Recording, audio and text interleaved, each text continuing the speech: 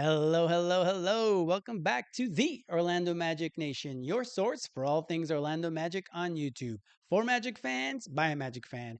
I'm Edwin Valentine, and I want to thank you very much for clicking on this video to spend a little bit of time talking Magic with me. We're getting pretty close to 150 subscribers, so why not hit that subscribe button and push us along past that line? I'd really appreciate it. Also, don't forget to share and like this video and drop a comment below letting me know how you think Franz and Tristan have done so far this summer prepping for the EuroBasket competition. In this video, we're going to be going over Franz and Tristan's prep for EuroBasket so far and give it a bit of a grade, as well as looking at how their games have developed since the end of last season. So let's get started with the stats to kind of give us a little more of an understanding on how they've done so far. We're going to start off with Franz. In the 6 games of the EuroBasket prep, Franz has averaged 21 points, 4 rebounds, 3 assists, shooting 52% from the field. That all sounds great. But until you go to that last bit there, he shot 4 of 26 from 3-point range for 15%. We thought 29% was doing pretty bad, but now we're at 15%. Now, those are the numbers. Of course, we're going to go through a little bit of film because you know I like numbers and I like the film. So we're going to go through each one of the guys and see where they have grown. The big discussion with Franz, of course, is the hitch in his 3-point shot. He doesn't have one when he shoots free throws. Even when he's in the mid range, he doesn't really do it. And I contend that he doesn't really have one when he's either catching and shooting or having to do it off the dribble really quickly and not thinking about it. His hitch for me, when I look at the film, happens when people go under the screen. So he has time to kind of load up and shoot from there. That is when it starts to be even more pronounced because he kind of sits there, looks at it, has the ball, starts going, tick, tick, tick, tick, and then he shoots it. So that's what I was looking for most in these first few games. They have 5 games, I believe, in the group stage in EuroBasket. So we're going to have still at least another couple of weeks. And then if Team Germany makes it to the knockout stage, we have a couple more games to see. So Tristan and Franz are going to be on the TV at least for 2 more weeks before then having the rest of their summer off before the season starts for the Magic. But if we also look a little bit deeper onto here, we could also say that hey, he's shooting almost 70% from 2-point range, which is good. He's also shooting some mid-range shots because really he's the sun on that team. Everything revolves around the sun in orbit, and he's kind of the sun for the German national team.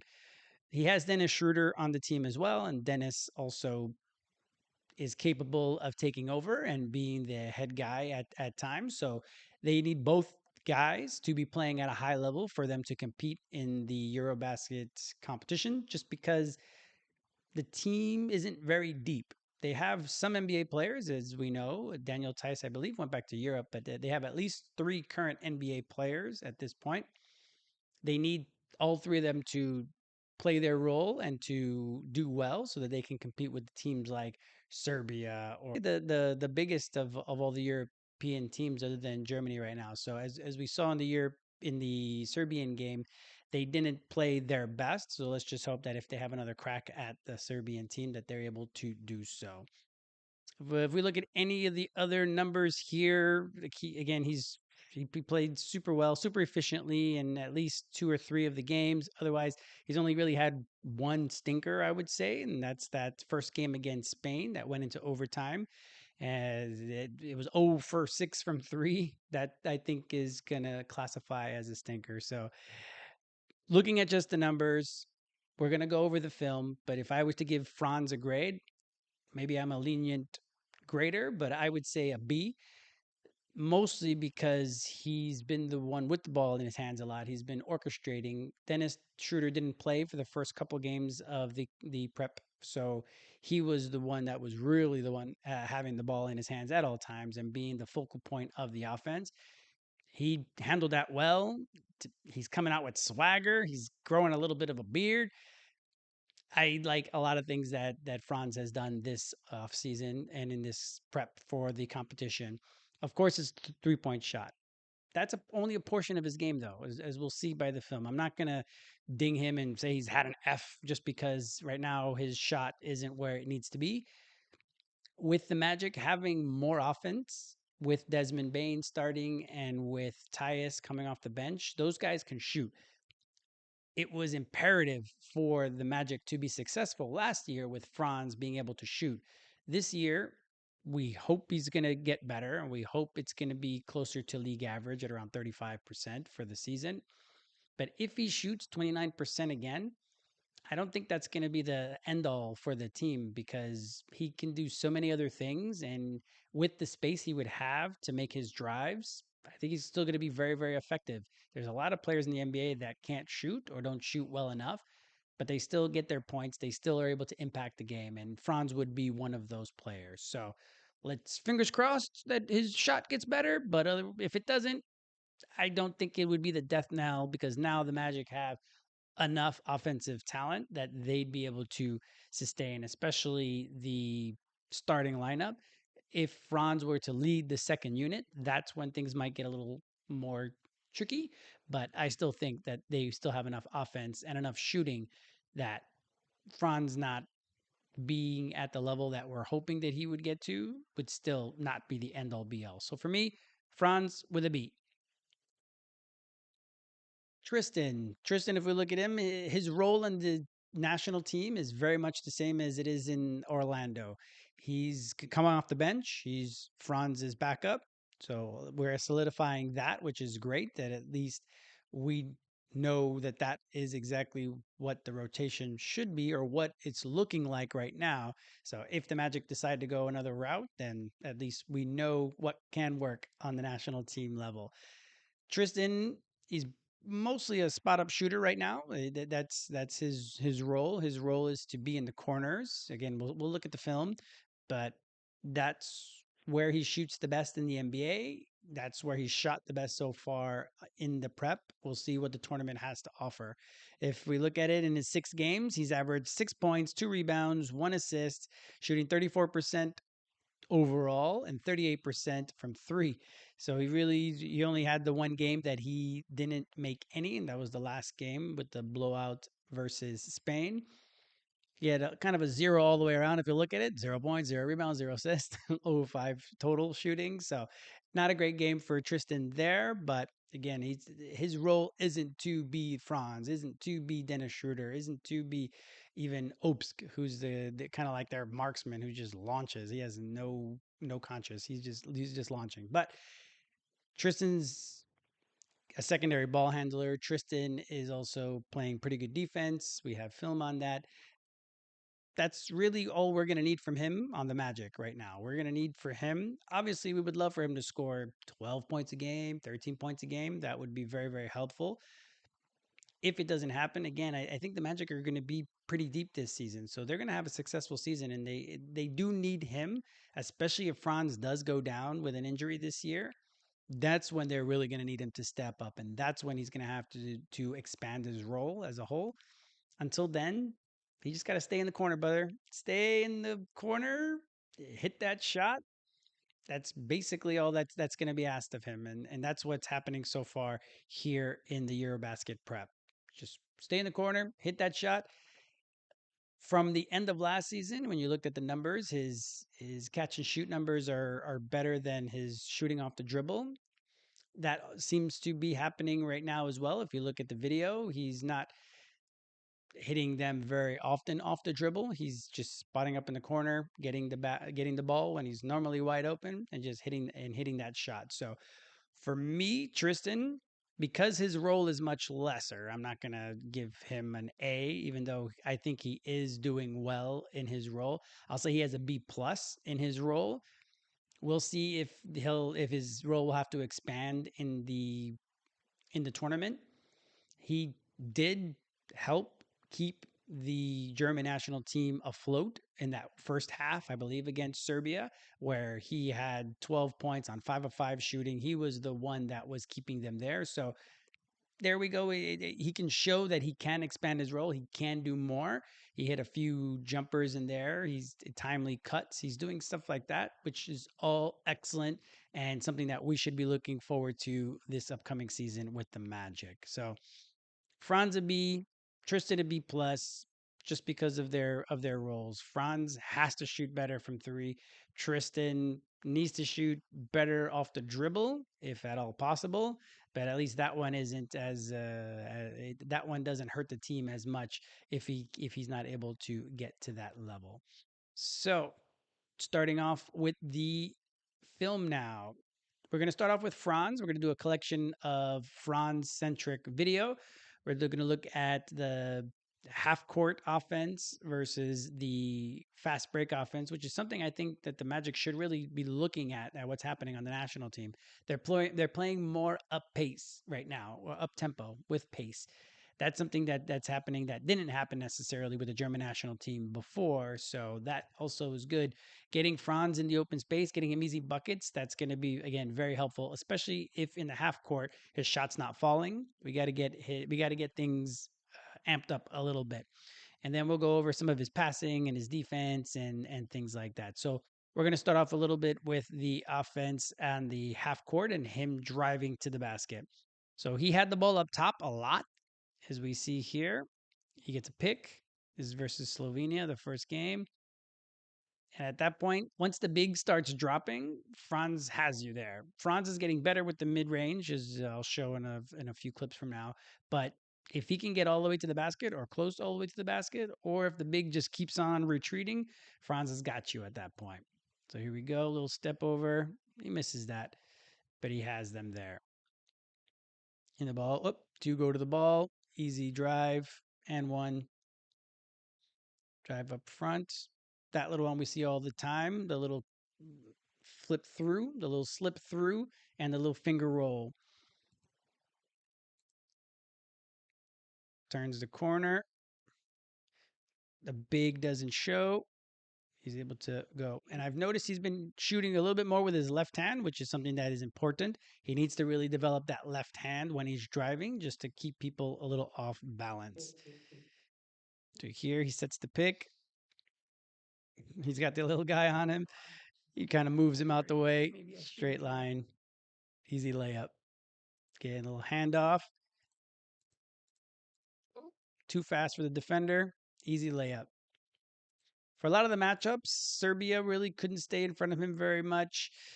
Turkey couldn't stay in front of him. Spain, for sure, at least in that second game, for sure, weren't able to stay in front of him. So at 6'10 with the ball, once you got big guys out there, it's going to be hard for them to move their feet, and that's where he has that advantage at all times. So here he gets the ball there, comes through. Nothing they can do about that. Ball in hand, same thing, easy money. Comes through. This is a nifty little play right here. Nice little curl, easy layup. Nice easy one with his left. Here again, isolation wasn't a strength for him last year. If you look at the stats, he was like in the 17th, 18th percentile when it came to that. So that's not something that has always been the best for him, at least in the NBA. But here, he looks him up. Goodbye. Always super creative at getting angles, especially when it's time to drive to the basket. Now, fast breaks. This is what I'm saying a lot. We'll just talk through it here. Just the Magic, with all the turnovers that they had, they just played at such a slow pace that they really didn't have that many offensive opportunities in the fast break just to get easy baskets.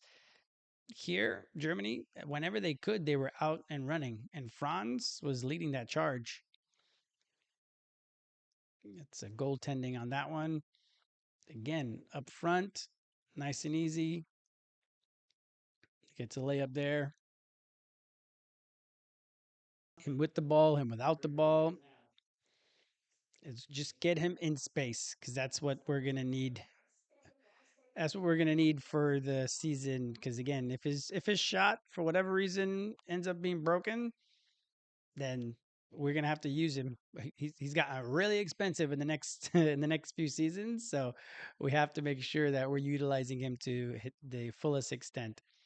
Just fast break after fast break. He's young.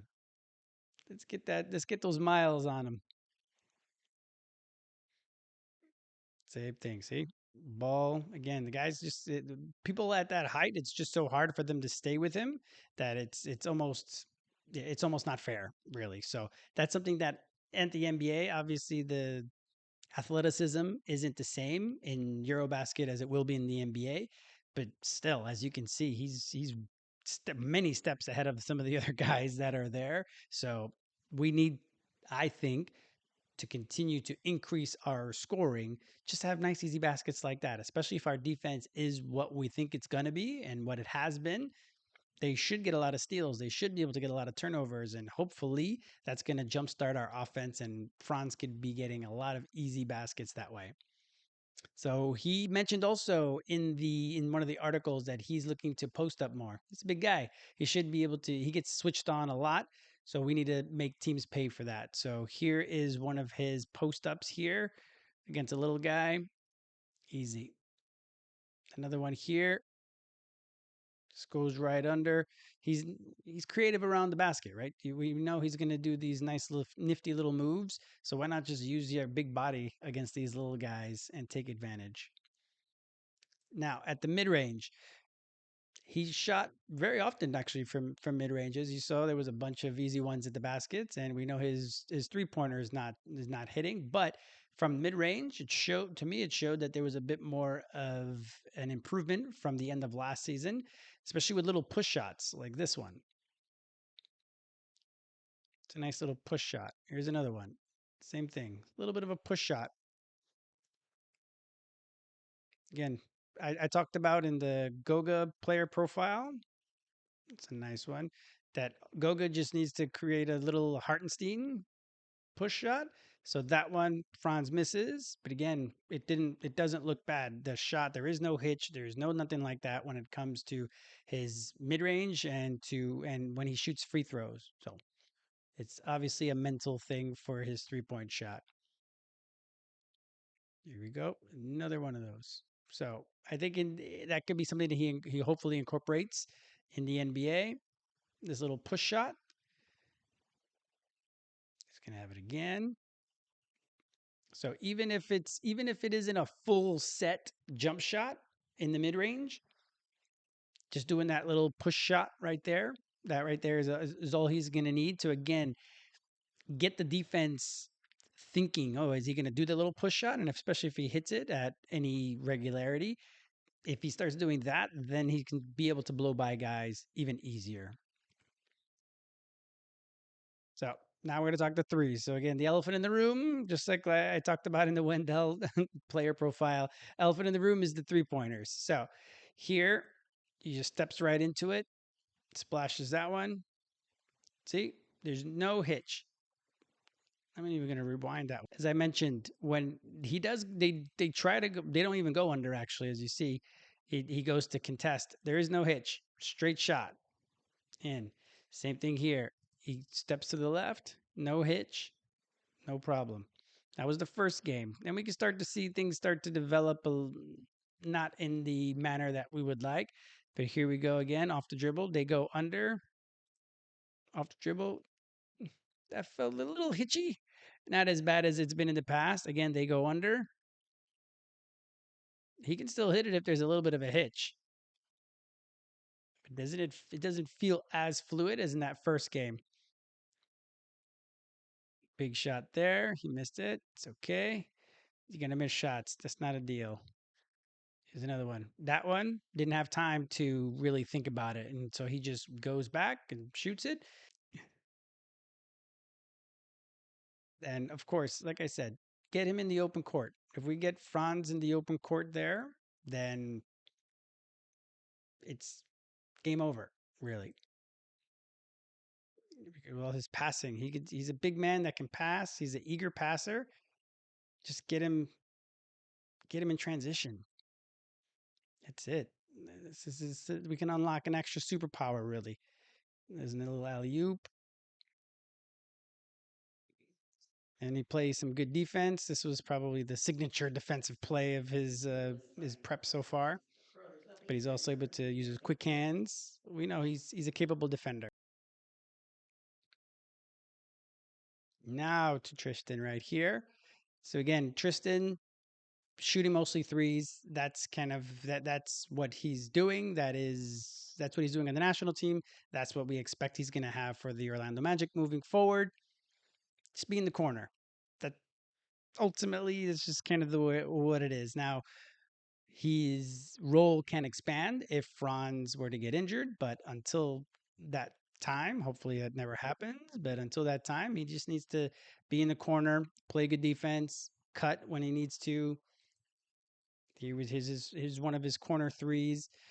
He had this happen a few times. Whoop, whoop, a few times in the NBA too. And if you look back at my player profile, that happened. Here's another one. Doop, doop.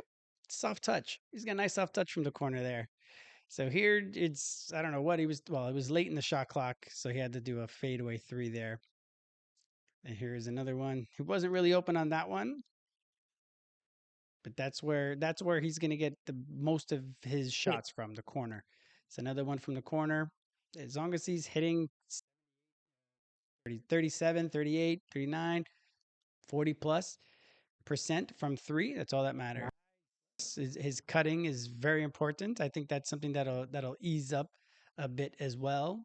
His athleticism shines right there. The parts that we talked about of his improvement, if you look back at my player profile of him, is shooting above the break as well as shooting off the dribble. So like that one was a nice relocate, as you saw. He came a little closer to the wings and he knocked it down. This one is going to be with him, the ball in hand, takes a bit of a dribble, a couple dribbles, and hits it.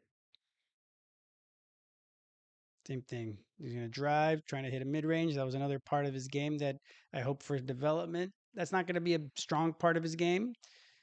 We're going to have, I think, pretty good offense off of the bench just because Tyus is going to put people in positions. I expect that our offensive play calling is going to be a bit more diverse this upcoming year. So I don't see Tristan being very often in the mid range, but if he's able to hit that, then that's obviously going to help his percentages. It's going to help his scoring. It's going to help the team out. So that's a room for improvement as well, and an area of growth that hopefully he's able to get to. It just hasn't happened yet as well in the EuroBasket prep. But we know he can block shots and play defense. It is a step back three, not a feet set one. It's he's not hitting a high enough percentage of those for us to be super comfortable with him shooting those very often. Of course, I'm not trying to keep anybody in a particular role. I want him to grow. I want him to be able to do all the different things that he aspires to do. Well, everybody has a role in life. Everybody has a role on a team, and his role is to kind of be on the corner, be a secondary ball handler when they need it, make good reads, pass the ball well, make a good cut, all those small details that will make a big difference for the Orlando Magic. So that's Tristan and Franz. You might notice I haven't really talked about Goga, even though Goga is playing in the Eurobasket prep as well. It's almost like those games don't exist. A bunch of them have been behind closed doors for some reason, and even the getting the stats has been quite a challenge so far for any of the games that Georgia has played so far. So I have a bit of a clip here that I've shown before. So if you've seen it, apologies, but this is the only stuff we have right now. Goga hitting from three. So we saw these a nice pick and pop. If you've been checking his socials, Goga has mentioned that he's been working on his outside shot. Earlier in his career, he shot an okay percentage from three, or at least a respectable percentage from three, not the 10% that he shot this past year. He was shooting in the 20s, 20% range. So it was something that was able to expand his role a little bit when he was playing in Indiana. With the Magic, he hasn't really been shooting them well and hasn't been shooting them often. So his shot has never really looked bad. If you look back at my player profile for him, the shot doesn't look bad. It's not like he's got some wonky, weird follow through or anything like that. most of the time the ball looks like it's on its way to going in. It just either he's short, a little off to the sides here and there. He's not airballing three pointers. So it's not this horrible thing that can't be fixed. It's just I think a repetition thing that he just needs to make sure to keep repeating the follow through, keep repeating the shots, doing them more in competition. So we'll see what the competition has for Georgia this next couple weeks. They don't seem eager to show how good they are or how bad they are. So who knows? They can be a crazy wild card and make it out of the group stage. But here, nice little pick and pop for Goga. Nice three. If he's able to unlock that even just a little bit, then that's really going to help the second unit because we don't know when Mo's going to be back. So he's at least going to be the backup center. I would start him. But if he's not the starting center and he's the backup center, we need that offense. We need offense from everywhere. So we need offense from everyone as well. So if he can shoot threes up this upcoming season, sky's the limit. That's also going to make him more valuable in the trade market because that's going to be something we will have to look at. We don't know if Goga's going to be with the team next year or even by the end of this year, just because the team's going to get really expensive. They need to start getting back some of their draft capital that they sent out on the Desmond Baden trade. So we will see if Goga stays around. But for me, I'd rather keep Goga and build around him with all of his skill sets. I think those are all very important for us on the team. Here, I just have just illustrating. He doesn't get the shot, but just showing how wide open he is. Partially because that's by design, but even then, it just shows that he's going to be staying on the perimeter. It feels a bit more, at least for this national team. That's the way it works. Here, he's got a nice little lefty hook. So Goga's been putting in work. Tristan's been putting in work.